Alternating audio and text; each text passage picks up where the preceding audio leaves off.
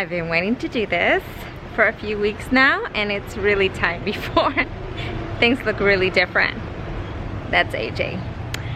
So today I'm going to give you a tour of the backyard orchard before all the trees lose their foliage. I also want to talk about performance, how each one of them did, the highest performance, the lowest, the most fruit producing, and so forth. So in comparison to last year, there's a lot of progress. I really am excited for next year because I think most of the trees are ready to produce some fruit, and we are really excited to try these varieties. So let's get to it. My highest performance in growth is for sure my pomegranates. I have 2 here, and I think I've pruned them 4 times this year, and we still have a lot of new growth. So all of this is going to be pruned for the winter. So remember, I'm doing the high density orchard. So this is Eversweet and Parfianca, and Eversweet is the one with the most growth. Parfianca took a little bit of catch up. I think she's still heading that direction, but I also had I think about 4 or 5 blooms this year. So I think next year we'll get lucky.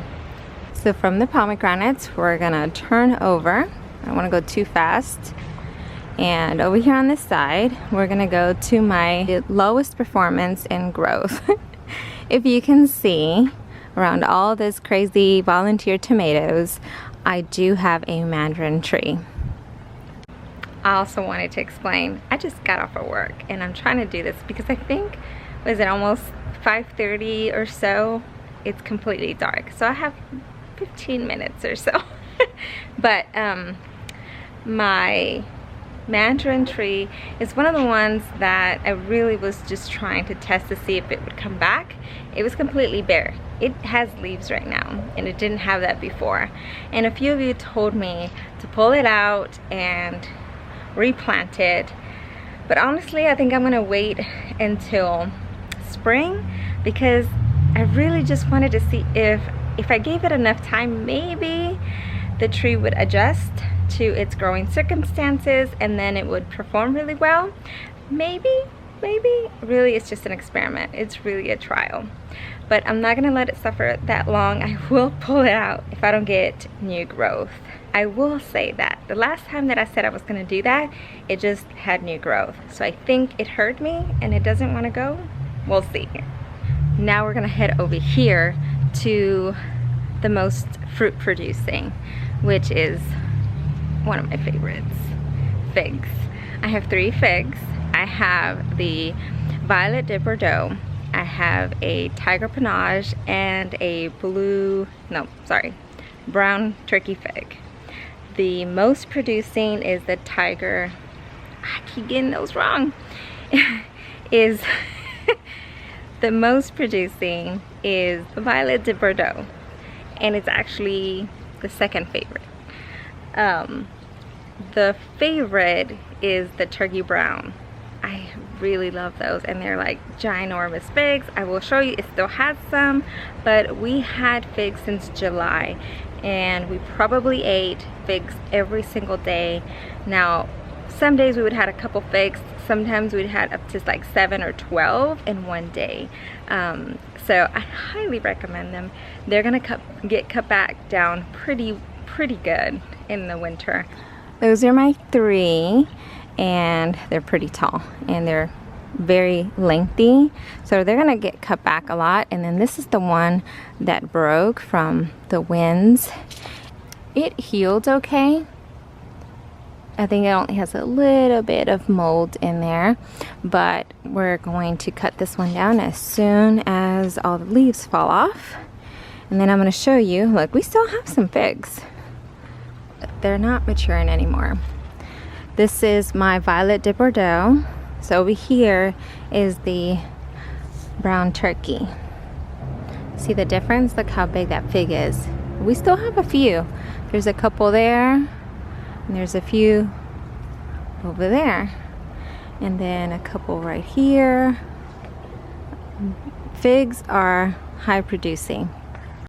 After my figs, I'm just gonna say it's citrus. Even though they're still on the tree, we have not harvested any citrus, but the trees are loaded.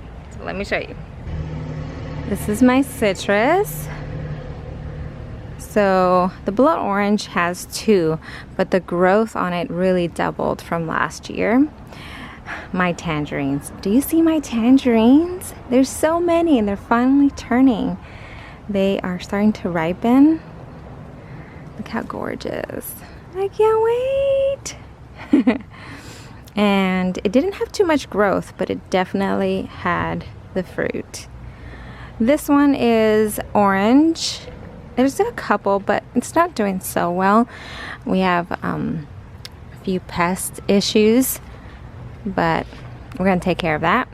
We've got the grapefruit. We've got some pest stuff that I need to take care of, but we've got 3. One of you told me that I had missed this one, and it's gorgeous. It's there. And if we come over here, my lime tree produced so many limes. I think for an entire month I had limes every single day, probably more, and then I think it still has a few. It did bloom 2 or 3 extra times, so it wasn't just a one time.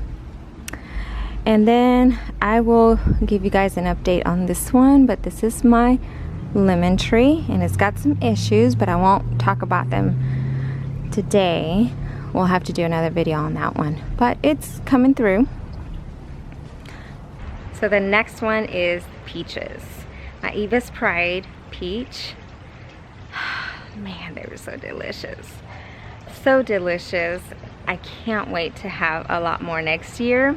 And then my apples, the Dorset golden apples, that was my next one, and I think that is it from the fruiting trees this year. Let me show you what they look like. Peaches and nectarines are here. The one at the very back is my Eva's Pride. And then if we come over here on this side, where I have my apples, the Dorset golden is this one in the back. And you know, this one was the smallest tree, and then it just tripled in size. And over here, my Empire tree did give us a couple of apples. These are really small. I think there was about 5 in total. They really didn't fully grow. Those are almost, I think these are mature already. I think it's time to get them off the tree. But I think it's just shooting its first pair. Next year we'll get some more. This one is the new one for this year, and this is a pair, and both pairs did not produce anything, but I'm sure those are coming soon. See how they're losing their leaves? Ah, it's gonna look really bare. I'm gonna have to figure something out because I'm so used to the green. The next set is my performance and growth, which would be apricots and plums. They just grew so much. They look beautiful, and I can't wait to see them bloom next year. They are my favorite. It's like white, like snow. It's beautiful. They were much fuller, but they have grown so much.